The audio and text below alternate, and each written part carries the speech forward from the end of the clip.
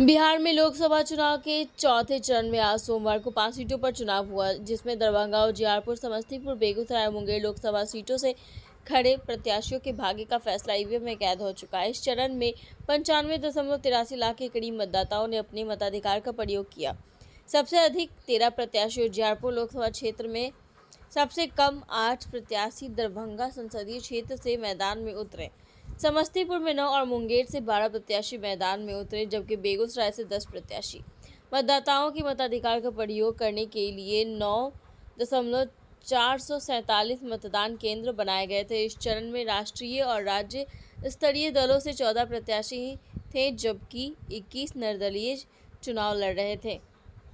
5 सीटों पर हो रहे चुनाव में एनडीए की ओर से बीजेपी 3, लोजपा 1 और जदयू 1 सीट पर चुनाव लड़ी है। वहीं महागठबंधन की बात करें तो आरजेडी 3, कांग्रेस 1 और वामपंथी दल 1 सीट पर मैदान में उतरे।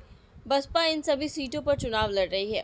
इन 5 सीटों पर सबसे कड़ा मुकाबला मुंगेर में जदयू के ललन सिंह और आरजेडी की अनीता देवी के बीच है। बेगूसराय में बीजेपी प्रत्याशी और केंद्रीय मंत्री गिरिराज सिंह का मुकाबला भाकपा के अवधेश राय से है। उजियारपुर में बीजेपी प्रत्याशी और केंद्रीय मंत्री नित्यानंद राय की लड़ाई आरजेडी के आलोक मेहता से है। दरभंगा में बीजेपी प्रत्याशी गोपाल जी ठाकुर का सीधा मुकाबला आरजेडी के ललित यादव से है। वहीं समस्तीपुर में लोजपा की संभवी चौधरी की सीधी लड़ाई कांग्रेस के सन्नी हजारी से है।